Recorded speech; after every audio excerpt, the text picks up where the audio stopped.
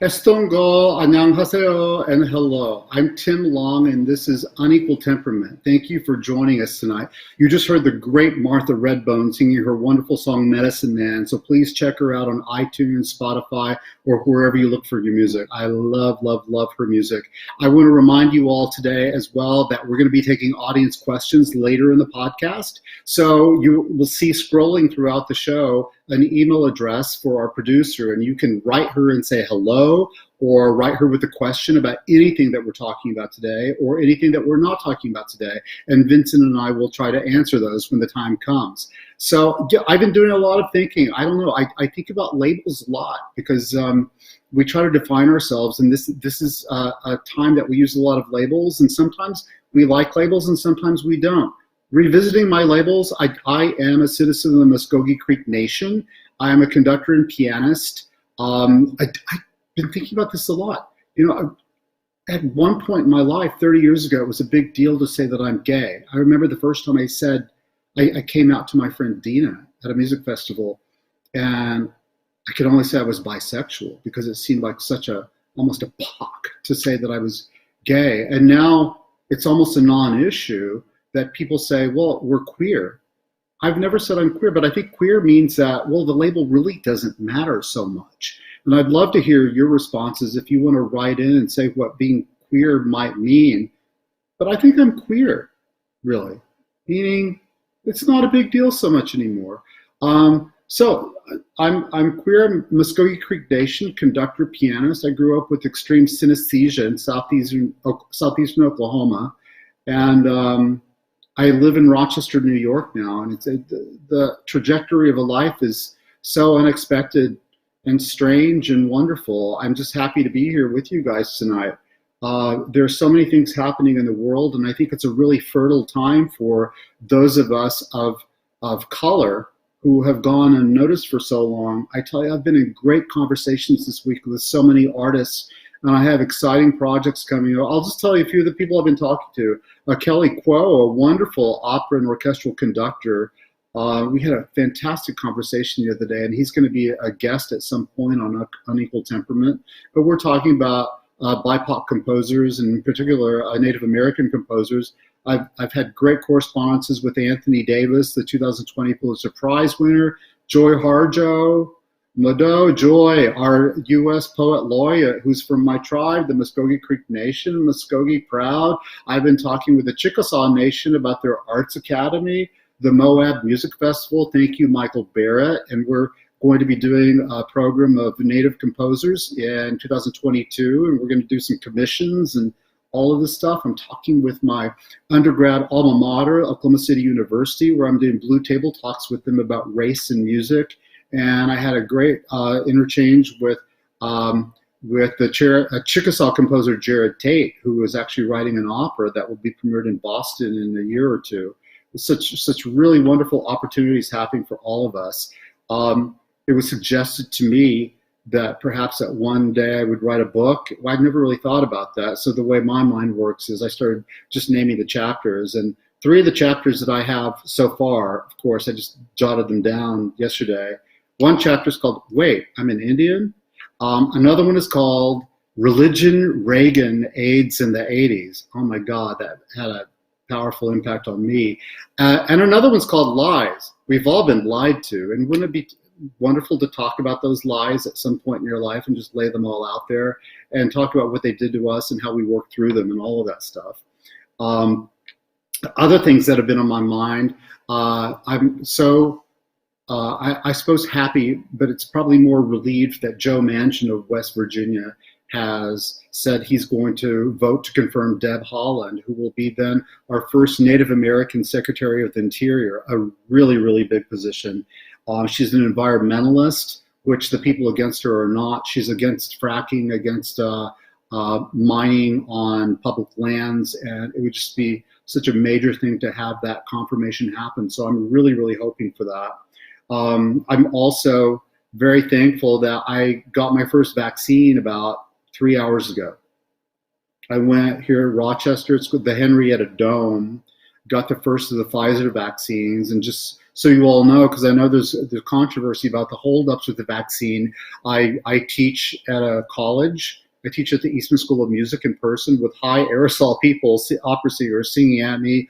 I also have hypertension, as many Native Americans do. I've had this for literally decades, since my early 20s, a comorbidity of COVID. And clearly, I'm also Native American, and we are dying at twice the rate of Caucasians in this country. So I'm just quite relieved to have that. And if you see something happening with me, it means my microchip is like going haywire inside of me. So call 911 if you see something weird. Other things that have been going through my mind, I was walking my dog this morning, listening to a podcast called about code switching, actually. And it was just talking about minorities' distrust of the medical system, and it was taking us back to the Tuskegee experiments on syphilis, which were as recent as 1932 and didn't end till I think it was 72 or something. It was very, very late that they had all of these people with syphilis and got them sick with syphilis and didn't treat them, didn't tell them they had it.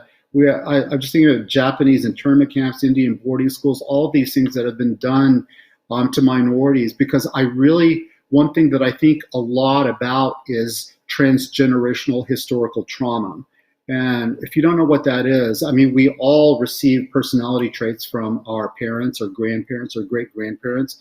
They're handed down, and we can all see similarities with that. Well, what also happens is that when you come from oppressed people, you can inherit their characteristics of protection, of maybe hiding or resistance. And there are a lot of, I was reading that there's a large portion of Black people who do not trust the vaccine.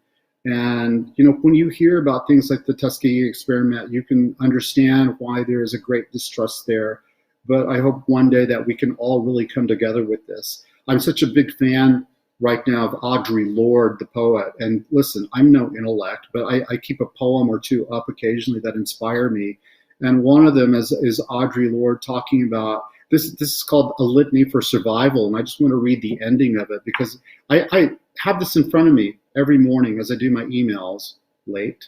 And it's talking about, how, this is the last part. When we have food, we may never eat again. When we are loved, we are afraid love will vanish.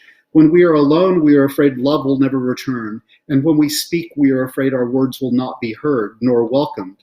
But when we are silent, we are still afraid. So it is better to speak, remembering we were never meant to survive.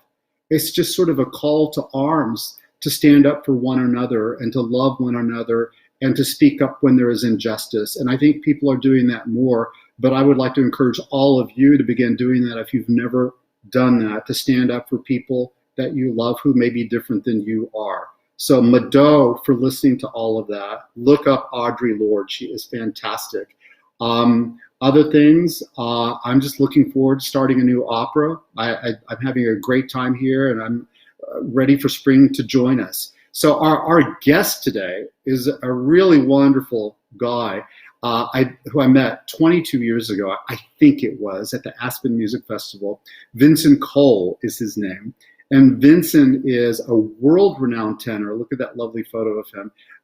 Vinson is, of all the people I know, Vinson may be the most high-powered. He has performed at the most famous opera houses with the most famous orchestras, with the most famous conductors, including the great Herbert von Karajan, who took him under his wing. Look at that lovely photo. I love George Shirley. And Larry. Welcome, Vinson. Thank you for being here. Thank you, Tim. Thanks for inviting me. Well, you're welcome. I love that charcoal shirt of yours. So before we get going any further, one thing that we do on this show is we do land acknowledgement. So I would like to acknowledge that I'm in Rochester, New York, and I'm on the ancestral lands of the Haudenosaunee Confederacy, and I would like to say Mado, which is thank you in Creek, for allowing us to be on your land.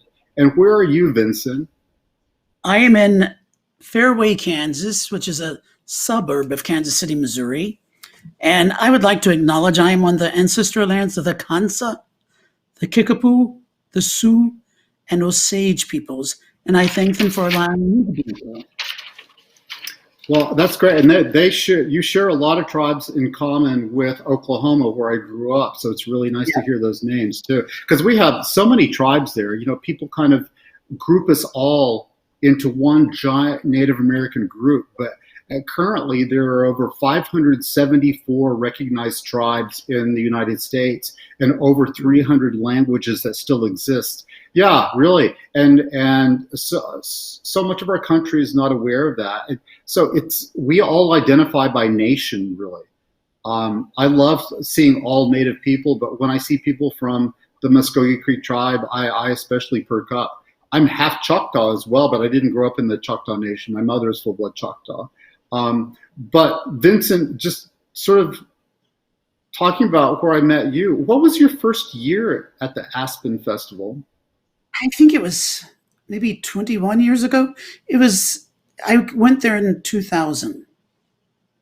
Yeah, I remember your first year because I'd been there for a little bit, and the way things happen in Aspen, they kind of sometimes throw things at you. And I remember one of my assignments that summer was playing piano in the Schoenberg arrangement of Mahler's Das Lied von der Erde, and you were singing that with Suzanne Menzer. Yeah, that was in 21. My first year in 20, I did a recital, and did I do? Because I was on. No, you didn't play that recital. David, somebody from Portland did. I can't remember his name. I wonder who that was. I can't remember his name. I was only there for half a semester, half a summer.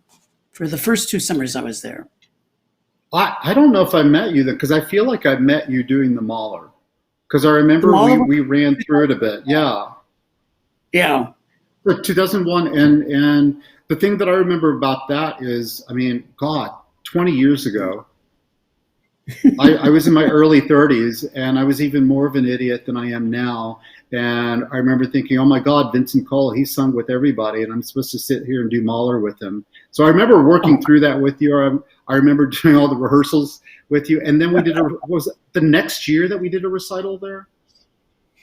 I can't remember if that was the next year, or it could have been later on that summer even. I'm not sure. I think it was the next year. In Harris Hall, and I loved that recital. I don't know how you felt, but I had a really good time doing that. And my memories of you and Aspen are like, oh, go ahead. No, it was with Suzanne, so we did the recital together also. That's right, because I did Nuit d'été with her. Mm-hmm. I forgot about that, and she is so sweet. And my memories of you also are just seeing you going around Aspen in a convertible all summer. Do you remember that? Yes. So, but I mean, your Lexus. Well, before we get going, I mean, Mercedes and Porsche. Is that what you have now? Yeah. Yes, Tim, what I have now. Well, I love that you enjoy nice things. I remember that about you. Meanwhile, I drive a Subaru with salt all over it. But I don't know. I don't really care about nice things so much, although I enjoy them when other people have them. So can you tell us, because, I mean, of course, you've had this fantastic career, and do you look at it as fantastic? I mean, it's so weird when we do things that they don't feel as big sometimes. But you must look back at your career and think, that's crazy. I look at it and I go, I had fun. I did what I wanted to do because I started when I was a child. So I succeeded in what I wanted to do since I was 9 years old. As a mom, right? Yeah, that was the first opera I did. But before that, I did all sorts of things here in Kansas City with women's committee groups and singing for churches and choirs and, being a soloist and everything. And that was what I did basically for the first 2 years. And then I did them all for my sister's high school. And when I did that, that set me on the road to being an opera singer. So when you were in Kansas as a young singer, did you have aspirations to have the kind of career that you had, or did you have aspirations to move away, or what were your dreams at that point? My dreams were, first of all, definitely to move away, and secondly of all, Get the hell and out. get out of Dodge, Yeah. and to be an opera singer. I mean, I my first opera was the Amon and I Visitors, and then there was a couple here that heard me sing, and they had me sing for the guy from who ran the Lyric at that time, Lyric Opera, and he hired me, and I did. Oh God! Over the years, I did The Page in Rigoletto, Garardino and Gianni Schicchi, The Shepherd Boy in Tosca, and The Little Boy in La Boheme, and I just said, "Yep, that's what I want to do." All in Kansas City. All in Kansas City in English. That's tough. Yeah. What Yeah. age were you? What age were you when you were doing those? It was right after the mall, so I would probably been 12, That's 13. amazing, because you must experience this too. But I have some students who really don't. They weren't really introduced to opera until they discovered they had operatic voices. But you really knew what you were getting into then. Oh yeah, no, I mean I bought my first albums when I was 10, and they were the Joan Sutherland, The Art of the Prima Donna, and I had Leontine that. Price, her Blue album. Oh my God, you had the greatest Yeah. people. I still remember that Joan Sutherland album, and just things like A Soldier Tired. I loved Thomas Arne. I don't think normally I would ever get into that piece, but when she did, Oh, incredible. and I used to sing all of them. I would, even though I didn't know the words, I would just make them up as I went along. And I mean, not for anybody except for myself, but I would walk around the house singing "A Soldier Tired." I did In your little boy voice. in my little boy voice. Yeah, Can you still sing them? no, Would you like to try now? no, no, I wouldn't. Soldier Tired. And Leontine. Yeah, you're like me. I had no idea that I would end up working in opera, but I was in like high school, always listening to Joan Sutherland, Beverly Sills, Callas. I used to be crazy about Leontine, and I had that fantastic Leinsdorf Butterfly, and I would just walk around in my freshman year in college with my Walkman, listening to Leontine and just weeping by myself. I didn't even know what it was about, really, but that stuff is visceral. So, Yeah, it is. So you were in Kansas. How old were you when you won the Met auditions? I was when I won the Met auditions. I had left Kansas City. I had gotten my bachelor's degree here, and I went to Philadelphia and I went to Curtis, and I had just graduated from Curtis, and so it was in '76, I think, '77, something like that, and I won the Met auditions, first prize. Do you remember it vividly? I do remember it because I was crazy. I had Richard Gaddis, who used to run St. Louis Opera Theater, and also used to work for the Santa Fe Opera, and I had been an apprentice there for 2 years, arranged for me to sing for an agent in New York. And so this agent got me this job in Vancouver singing Alfred in Fledermaus. And so the performances were on Saturday night, and the competition was on Sunday. And so I had to fly back and forth. And so I would take a midnight flight and arrive in New York like at 6 in the morning or so, and go to my apartment and try to sleep for a little while, and then go down to the Met and do the audition. Can you imagine doing that now? Never, never.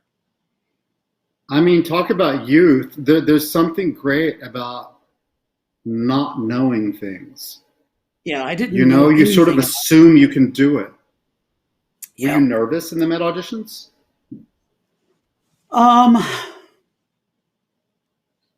I guess I was nervous because I didn't know her, but we became friends during the time that I was there in the Met auditions. Carol Vaness, she was in the Met auditions also with me. And I remember going to her and I said, if you went first and I went second, that's perfectly fine. And she said, and if you went first and I went second, that's perfectly fine. And so I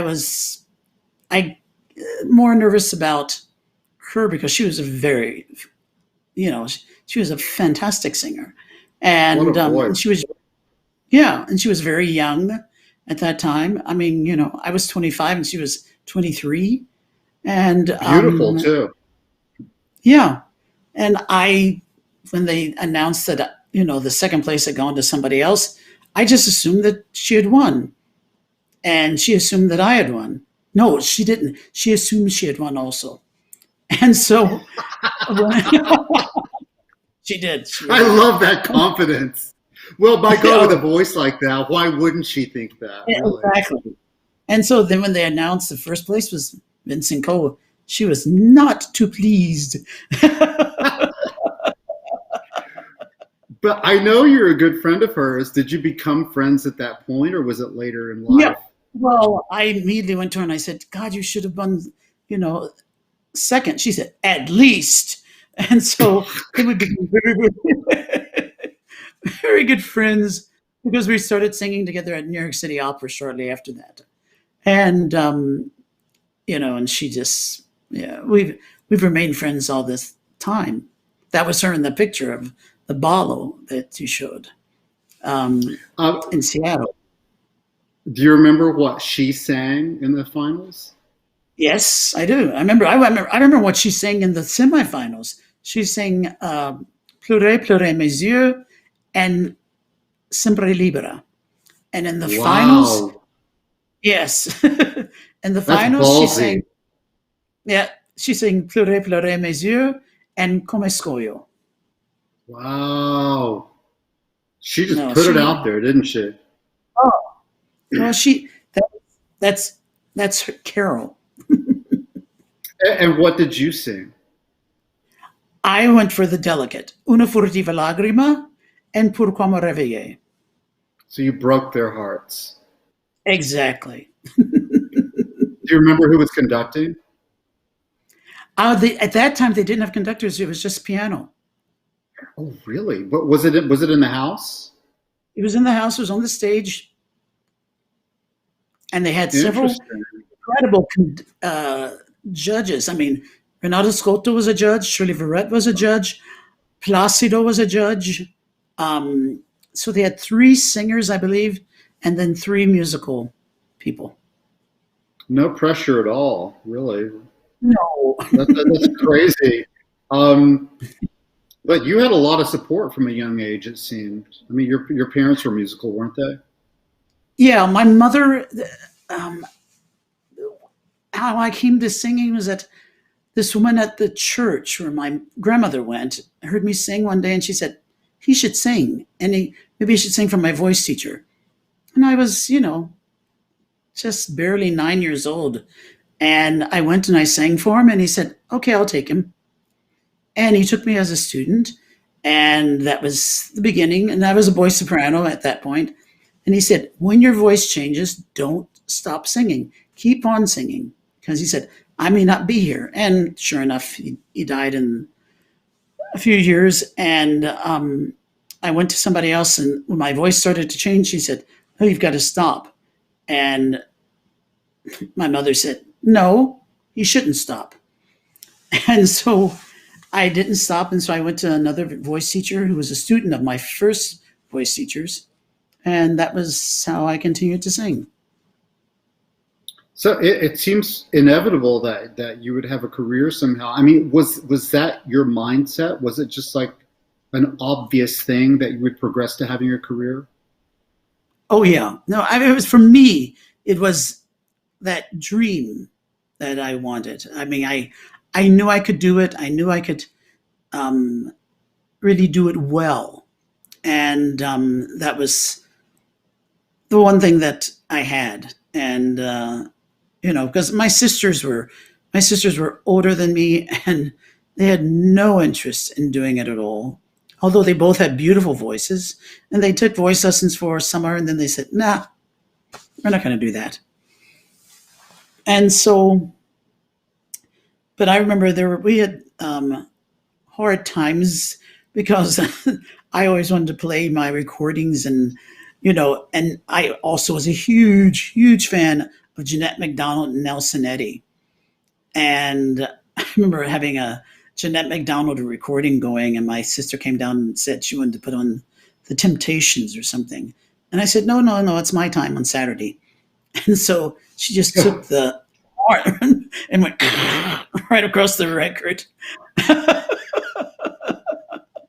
So this may sound like And a weird question, but a lot of us with odd interests have interesting answers to this. Did you have friends? um, did I have friends? Not really. They started when I was there about my second year at the conservatory. They started the Kansas City Boys Choir, and I was in that, and so I was kind of friends with a couple of people from the boys choir, but not really friends. They were just more like colleagues. I think that's true for a So, lot of us. It's like music becomes our playmate oh if yeah, if, if we're really invested in it.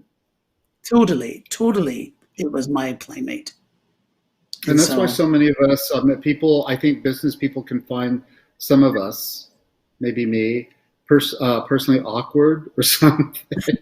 Or I would say unusual. We're unusual unusual, people. That's what it is. unusual people. Um, Yeah. so just there are so many aspects I want to hear about, but of course, the big thing that stands out is meeting Herbert von Karajan. And can you just tell me about that audition that you did? How did that audition happen, and what was it He like? was in, yeah, he was in New York City on tour with the Berlin Philharmonic.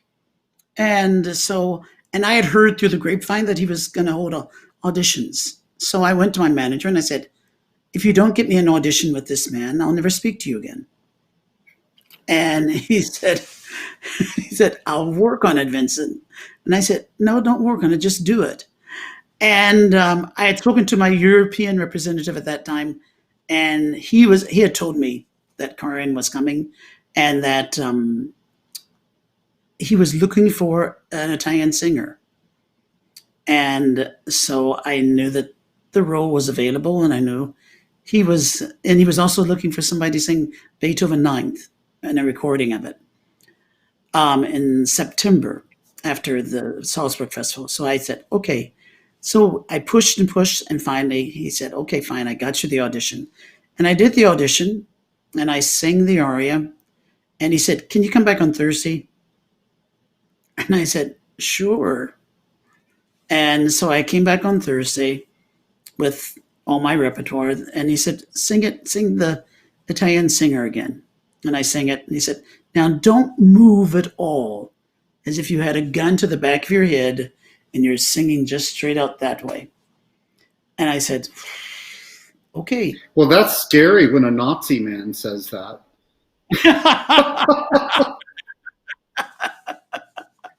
Sorry to go there, but it's the first thought in my mind. But what a brilliant musician. We have troubled past with a lot of people, and we have to reconcile those things. But we have this fantastic video of you. This is your debut with him, wasn't it? The Rosenkavalier in Yeah. Salzburg. So Mm-hmm. Rome, can you roll that video we have of the Italian tenor's aria from Rosenkavalier?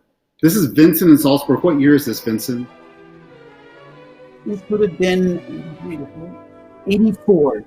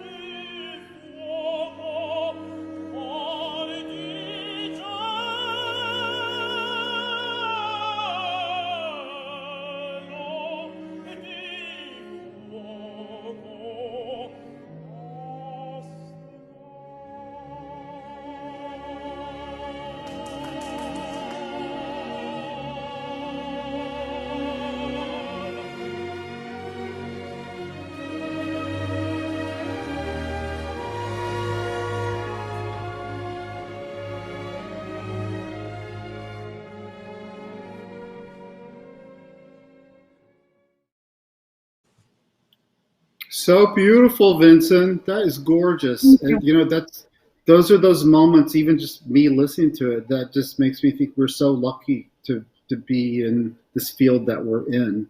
Um, Yeah. I have a billion questions for you. So, was your career already going pretty steadily before that audition?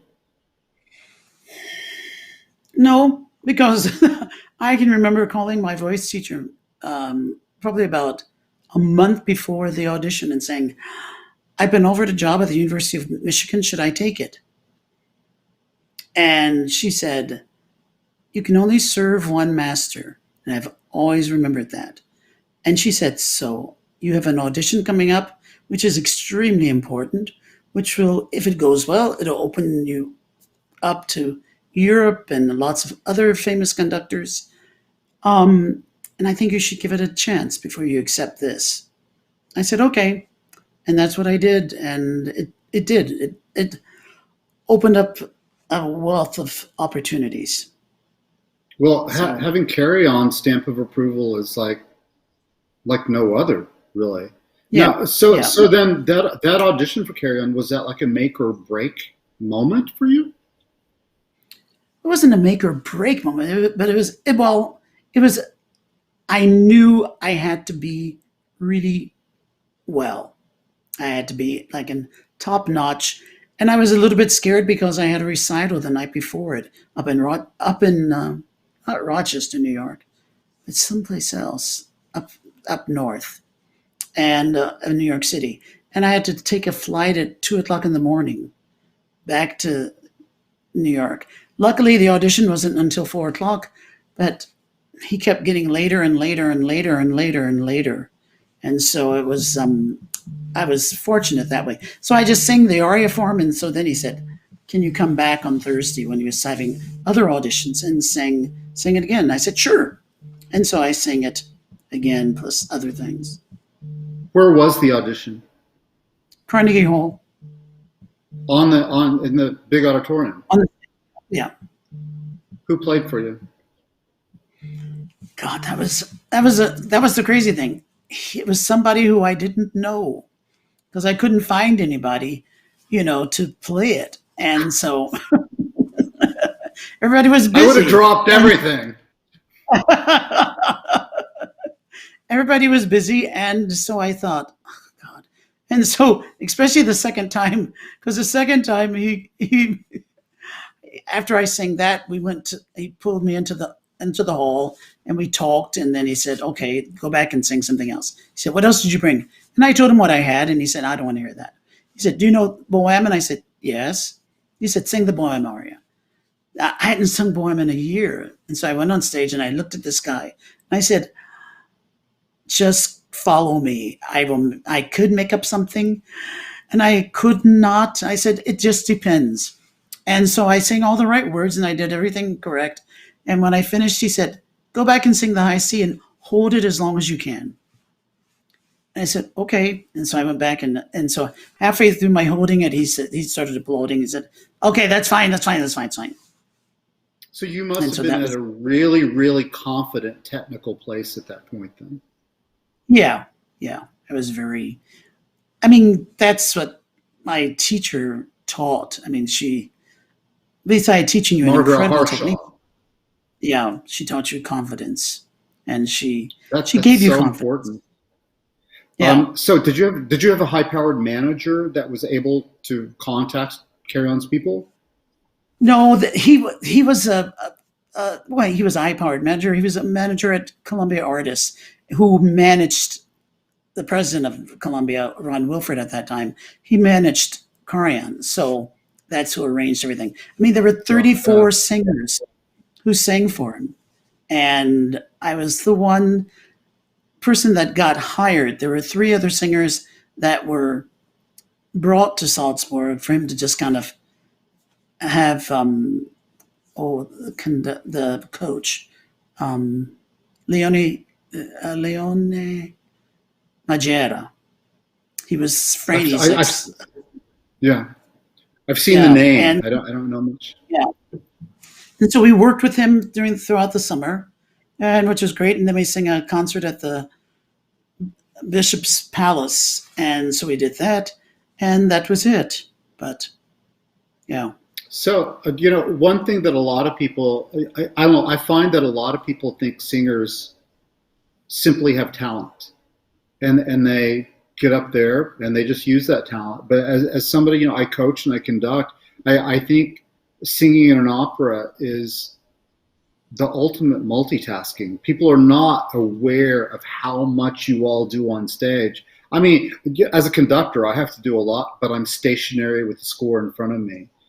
People don't realize that you guys are thinking in foreign languages while hitting your blocking, while following a conductor, while making it look easy and maintaining technique and all that stuff. So I'm curious. That's such a beautiful shot. That's such a hard aria. First of all, can you outline what is difficult about the Italian tenor? Well, the Italian problem is that, and I didn't know it, the Italian tenor has a second verse, which is a half step higher. And you So the didn't know highest that. note in the first verse is a B natural, and it has 3 B flats in it and a B natural. And so I thought, okay, I'm okay. And then when I got the job, like that afternoon, I thought, oh my God. And somebody said, so how's the second verse? And I said, what second verse? And so I ran to the library, Lincoln Center Library, and got a score out and looked at it. And I went, oh my Holy God, crap. it's I can't. I said, "Oh Jesus!" I said, "Okay," but it stops. Luckily, right before you would go up and sing the high C, and so it was a saving grace. But it's But just an incredible high. It's an aria that just sits so high, and you don't have any. You go down to, I think, a G is the lowest note. The rest of the time you're just singing and up to the passaggio. what's the duration of the role? That's it. The duration of the role is a verse and a half. And that's it. I So mean, you do nothing else. that's going to be added pressure right there, isn't it? I mean, you have Well, like it 3 was. minutes. Yeah. And the added pressure was that when I had gone to Vienna, right about 3 weeks after this, to record it, for the recording, I walked in and everybody was there. I mean, all the leads in the opera. And Karajan was going around and saying hello. And he said, "Where's the tenor?" And I just stood in the background because I'm just, me, Tim. And so finally, he said, come here, come here. And so we came and he drugged me out on stage to meet the Vienna Philharmonic. And he said, and he told them the story that he had heard me 3 weeks ago and in New York, and he had engaged me. And he said, now he's going to sing their aria for you. I went, oh my God. So I turned out to face the empty hall of the Musikverein in Vienna. And then he said, no, turn around and sing to them. And so I turned around and I sang the whole aria to the musicians of the Vienna Philharmonic. What a And dream. then, That sound is incredible that they made. oh, they make a great, great sound. And then he said, we'll record it this afternoon. And we recorded it once and a half. And I said, I'd like to record it again. He said, yeah. And because we had 2 weeks. And he never would let me do it. He finally said, I like it. That's fine. That's all that matters. I don't care if you like it. I like that attitude. So my next question is, because it is such a beautiful scene. Honestly, I love watching it, and I'm watching your face before you start singing. What was going through your mind? Do you remember? Yes. I just remember standing there and I thought, God, here you are, this 32-year-old, 31-year-old kid from Kansas City, Missouri. And what are you doing here in the Salzburg Festival singing? With the world's greatest conductor and orchestra and in this festival. And I was just kept looking around and I said, just take a breath. Be calm. Be calm. Because, I mean, at that point, I hadn't started singing with, big conductors. I'd sung once with Giulini, but that was a Mozart Requiem. And then I thought, oh my God. And I was scared to say to death. I thought, Jesus, if you screw this up, everybody's going to know about it tomorrow. Yeah, it's true. Yeah. And God, I never saw him in person or anything like that, but he must have been intimidating. Just even on video, he's got such a presence. He had a lot of presence, but he was extremely nice. I mean, people Was he always small? say, "Oh, yes." Wasn't terribly tall. I think he was probably taller in his youth, but by then he was kind of hunched over and, you know. Did he But open his he was, eyes? yes, he did. Because he's Just so before the, famous for having his eyes shut. when the cello started that da da da da da da da, that I looked down in the pit and there he was, and he was going, and he was smiling, and I thought, okay, it can't be too bad, and so yeah. Was there a prompter there? I'm Yes, so but curious about the logistics. Like, could you I hear don't well? remember. I could hear the orchestra very well. I don't remember. She was there. I don't remember her at all. If she said anything to me or not. Now, I made a joke earlier, but people do talk about that Karajan was actually in the Nazi Party. Is that true? So I've been told that he was in the Nazi Party, but during the war, he spent a majority of his time especially the last few years of it, in Italy studying. So I don't know how So, much involvement he was. did people talk about that around No, Salzburg or not? no, So you didn't ask him upon meeting him. no.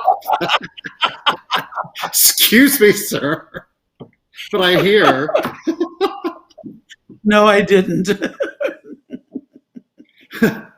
so, so on another topic, Vincent, because I could stay on that one forever too. But we talk about race on here a lot, and I don't know. I've had a lot of people reach out to me in the last year since Black Lives Matter, because people are looking at people of color a lot more. Have you had the same with you? Are people contacting you about racial topics more? Not really. It's kind of strange. I mean, that people haven't. I mean, I'm of an age when I started school and here in Kansas City and things.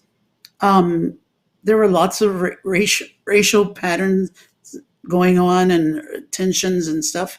And of course, then I lived in Kansas City during the Martin Luther King riots and everything like that, and experienced problems. But it's like, Of what problems? oh God. Well, I mean, they just like many cities, people burn down the city in a certain way, and like, Were you and it were was kind you of, ever targeted yourself? no, no. So that, I mean, the identity is such an odd thing, because I often tell people, and I've said this on this podcast before. When I was a little kid, my sister and we knew we were Creek. I grew up around Creek people. We didn't Hmm. know we were Indian, um, uh, because you don't. Indians are the ones on Lone Ranger or Westerns who are the evil people. We didn't know that people considered us that. And I know you are multiracial. You're not just one thing. So, I mean, could you mind telling us your mixture of ethnicities? Well, I'm African American.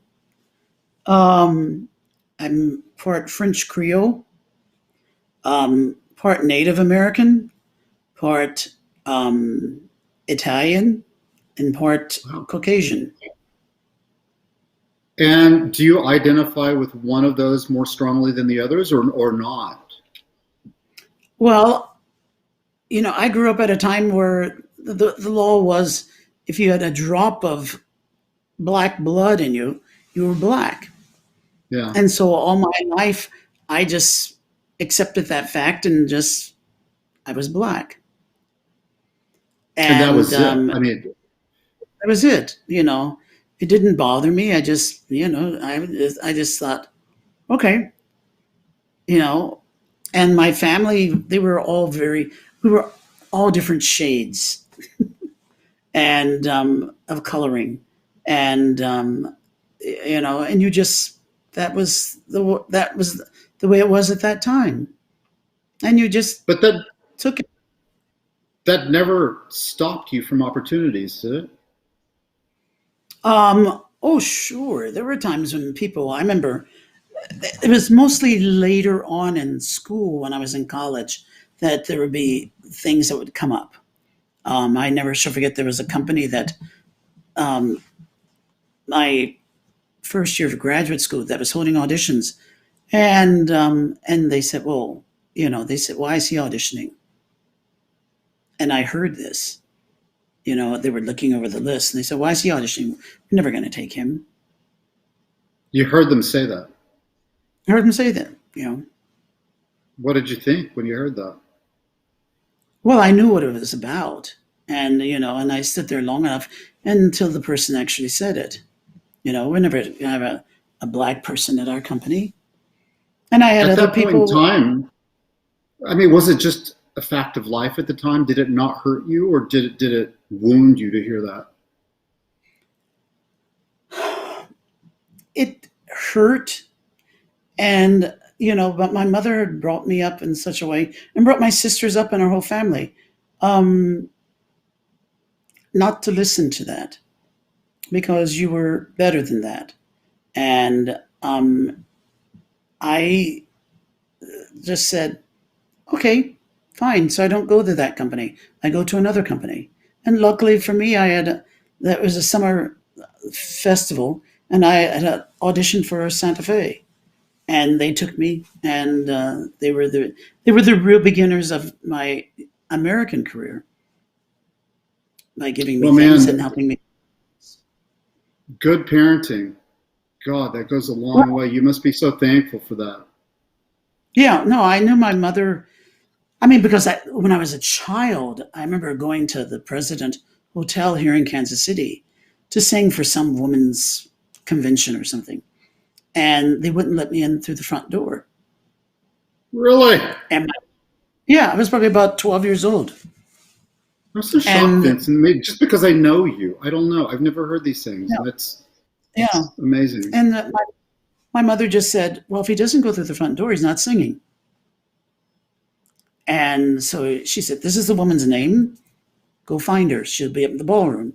And this woman went down up the bellhop or bell, whatever he was, doorman. He went up and he found her and brought her down. And she said, he comes to the front door. Hmm. But that was not just, there were more other occasions of that nature. And yet you But persevered. yeah, You know what because I I love, wanted to. and I love this about Leontine too, and I kind of feel like you're this way a little bit as well. That Leontine never talks about her racial injustice in her life. Yeah, yeah, It's as if she had a destiny and she made a place for herself. yeah, She assumed there would be a place for herself, and she took it. So, yeah. God, that I don't know. It hurts me to hear that, really, Vincent. I don't know because you're so Yeah. Well, sweet most of the time. it hurt at the time a little bit. But then I was standing there with my mother and Mrs. Koenig, who used to play for me all the time. And she was very upset. She said, "Oh my God, this." And my mother just stood there, very very regal, all 5 feet of her, and just said, "Nope, we come through this door or no door," and I that's what we love your did. mom. I love your Yeah, mom. she was great. That's well, you showed them, didn't you? Good Lord, you showed them. Well, thank you for telling me about that. I've never heard that. I really didn't know, and it's Yeah. amazing to hear that. But before it gets too late, I think we should go to Emily, our producer, and invite her to see if we have any questions from any of our listeners. So Emily, are you around? Are you there? Hello. Oh, there's Emily. Hello. Magically, she appears. Hey, Here I Welcome. am. Hi, Vincent. how are Wow. you? I'm doing great. How are you doing? Great. Okie doke. Excellent. I have a few questions for you. In my silver notebook. So, here's one. What's your favorite room to sing in? Favorite hall or room? Hmm. Let's. I say if there's a, it could be an opera house, it could be a concert hall, it could be your shower, but I doubt that's going to be the answer. That's one of my favorites. I like to warm up in there. Um, I would say the Musikverein in Vienna and Carnegie Hall and let's see. Believe it or not, the Opera House in Seattle is a beautiful opera house with beautiful acoustics, and so I enjoyed. Because I sing there for 14 years, so I enjoyed it. I had the pleasure of Amazing. looking through a lot of your photos. It seemed like you got to do a lot of wonderful roles in Seattle. I did 17 roles in 14 years. Wow. Whew. Goodness. Yeah. Well, was there any experience you had in your training that you particularly loved or really gave you strength in your career? I would say when I was 16 years old, it was my last soprano role. It was the second time Violetta. I'd done which was a shepherd boy in Tosca. And I thought, I can't sing this. This is just, and I did. And the Tosca was somebody who sang small roles at the Met. And anyway, so I would talk to anybody about being a singer. So I went to her and I said, so what do you think I should do? I was pushy. And she said, well, I think you should go study with Margaret Harshaw. I said, who's that? And so she told me, and I said, okay, fine. And then later that year, they did Medea with Magda Olivero and all these wild Italians. And the first handmaiden was this girl who had a beautiful voice, Mary Stribling. And so I went up to her one day and I said, Mary, where did you study? She said, oh, I studied at Indiana University with Margaret Harshaw. And I said, everybody tells me I should do that. And she said, well, I have to tell you, she's a really great teacher. I said, not the nicest person all the time, but a really great teacher. And I said, okay. And so I went. I didn't want to go to university after I graduated from here. I said, I'll go to Curtis. And she was teaching at Curtis. And so I met her and I auditioned for Curtis and I got in. How was she not nice? In what way? She was very, oh God, how do you put it? She knew what she wanted and she would tell you what to do. And if you didn't do it, she would get very upset because she knew that if you could do it. And with me, we never had any problem. I was very lucky. But there were times when I would hear her screaming in there. And I would go, oh, Jesus Christ. Hope she's in a better mood when I get in there. And she always was. She was in a great mood. And so she was a great teacher. I studied with her for 23 years. I didn't want to change. I took my last lesson with her like 2 weeks before she died. So that was it. That was a great experience. But you created that opportunity yourself. I mean, that seems to be a common thing for you, that you create these opportunities. Well, if you don't, there's no telling who will do it. Or if it will be done for you. So you have to do it yourself. And mine was just, I have a voice. I know I can sing. I will do the best job I can. And great parents.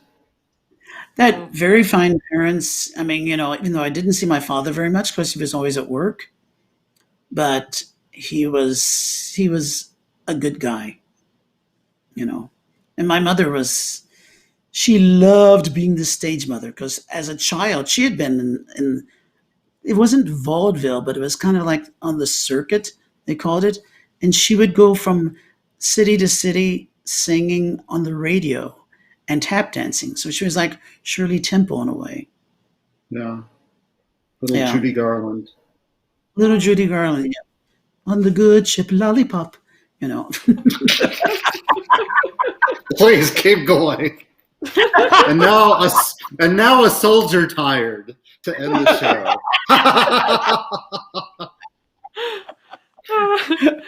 I have one more question for you.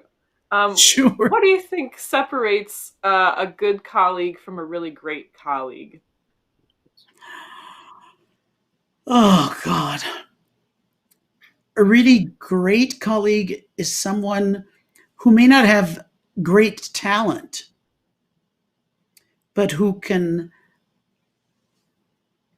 create what is necessary to make it great in its own way. There are people that sing very well and do perfectly fine and they do really good. And then there are people that sing, maybe not so perfectly, but who give an invested performance and really make you, and encourage you to go on. I mean, there have been times when, the soprano I'm singing with or the mezzo I'm singing with, especially because I did a lot of orchestral concerts throughout my career, and which I loved. I probably loved that almost more than opera. Doing the Verdi Requiems and doing Missa Solemnis and Beethoven Ninths and just you name it, I probably sang it. And those were I found extremely fulfilling, and also that was where one got to work with really top-notch conductors, because they didn't want to spend 6 or 7 weeks someplace conducting an opera rehearsals. They wanted to do their week. How many times did you sing the Verdi Requiem? Probably about 150, 155. That's amazing. Did you ever get bored? Never. Because the music is so... Music's it's an opera. Perfect. Yeah. But it gives you the opportunity of doing... When you're just there without, a stage and, and makeup and having staged it. I mean, I remember I did it with Karajan twice, and it was just, you just kind of went from here to here. Right. And you just kind of thought, yep, this is what it's about. And it was great. It was, making that kind of music is wonderful. So, do you ever just sit back and think back to those moments? Oh, yeah. Yeah. There are moments when I sit here in my apartment and think, what would my life be if I hadn't done that? What would my life be if I had done this? I mean, the one thing that I'm asked frequently, did you ever live in Europe? And I never did. But I went to Europe a great deal of the time. After 82, I was in Europe a lot, and I loved it. But I wouldn't live there. I didn't want to live there. I wanted to be a guest, go there, sing, and come home to America. And I don't know why, but I loved, but I loved doing it. I mean, I just, and like I said, to get the opportunity to work with, with Schultes, with the Bados, with Giulinis, with, Mutis, I mean, Sinopolis, just so many, many, many people. That's where you got to work with them, you know. Incredible, really. Yeah. Mia Nope. wanted to sneak in one more question, which is, which other conductors Mia had an M. influence on you, and M. why? I'm sorry? Which was the other question? conductors had an influence on you, and why? Oh, God. I would say Schulte. He was he was a very different kind of conductor than Karajan. And he was more mathematical, so to speak. And so, you know, it was this.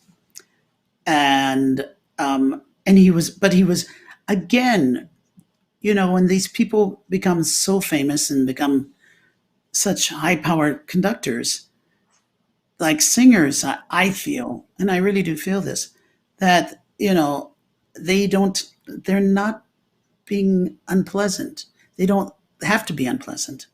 You know, I mean, I wanted to do whatever he wanted me to do. That was my job. And so if he said, no, it's 1, 2, 3, 4, 1, 2, 3, 4, 1, 2, 3, 4, I'd say, yes, maestro. And we'd go off to the races. And he was, you know, and I jumped in, no, he jumped in for Verdi Requiem in Salzburg, and I was singing it. And so we did it. And so that was the beginning. And so then the next thing I did, which was another crazy thing I did, even though I was in the throes of my career, I sang a performance on Saturday night and flew on Sunday night to London to record on Wednesday morning, the soundtrack to Immortal Beloved, this film about Beethoven. Really? I didn't Yeah. know you were in that. Yeah. I sang throughout with Renee Fleming and Anne Murray and Renee Pape. But at the end, I sing the Beethoven, the Frou, the march. Yeah. And those were things that people didn't like, and I loved it. I mean, singers I know to this day, say, why do you want to sing that? And I'm going, oh, God. Please, that's exactly what you should do. But of course, my mind, doom's a hobby of mine. So when I hear about you flying to London for that, all I think is, thank God he didn't crash. But thank God you didn't crash. Well, I watch TV shows that recreate plane crashes and all that stuff. I don't know. It's very strange. Okay. Well, Emily, thank you so much for all of the questions. Those are really, really fascinating. And thank you for being here with us. Vincent, I'm so happy to know you. I'm so happy to find out all this stuff. I mean, I knew a lot of your career things, but not the details of leading up to the Karajan audition and what you were thinking during that amazing scene, but also how your mother sort of carried you through those difficult times with race and all. I think that's fantastic. And really, it's such a pleasure to know you after all these years. And I always look back fondly on our recital. Our recital and, the Mahler and tennis. We played tennis together with Mia, who was apparently watching. Exactly. And with Evan Rochester and God, who else was that? Oh, Shauna Quill was out there too. That's right. Shauna Quill, yeah. Yeah, all at Hunter Creek. Those were good days. That was really nice.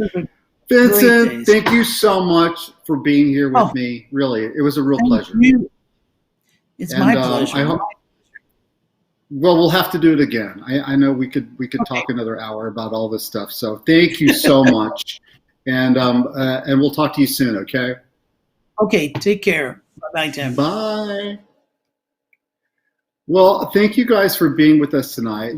I have known Vincent for a long time, but it's sort of, I think I've seen all the successful sides of Vincent. I've seen what he's achieved in life, and it was just really fascinating to hear all of this. So thank you all for joining us with this. Before we go, I would just like to tell you guys something about the Foundry Arts, which produces this podcast. this live stream and podcast, which again, it will turn into a podcast. So please subscribe, Unequal Temperament. It's produced by Foundry Arts. Foundry Arts is a lab committed to artists and music and the performing arts by promoting a more diverse, equitable, inclusive, and sustainable cultural landscape in the USA and beyond. You can find out more about our collaborative development projects and programs at Foundry Arts by visiting thefoundryarts.com. And before we go, I would just like to thank our team. We have a great team here. Emily, of course, who you've seen. Rob, who's our production manager. Rome, who's a great technical director. Corey, who does a lot of video and audio. Pat, who is our main producer and founder of Foundry Arts. And I'd like to thank my wonderful father-in-law. He's probably on the couch back there because he always makes me a wonderful dinner for this. And I'm at his lovely home, too. So thank you, Randy. And you're going to hear Marie Clements and Wayne LaValle doing their fantastic song, Indian Man, for the play out. Please join us next month for our next episode where we're going to have Ty Defoe, who's a fantastic Indigenous artist in New York City and beyond. So Mado for joining us. Take care, and I'll see you guys soon. You got your ancestors inside you.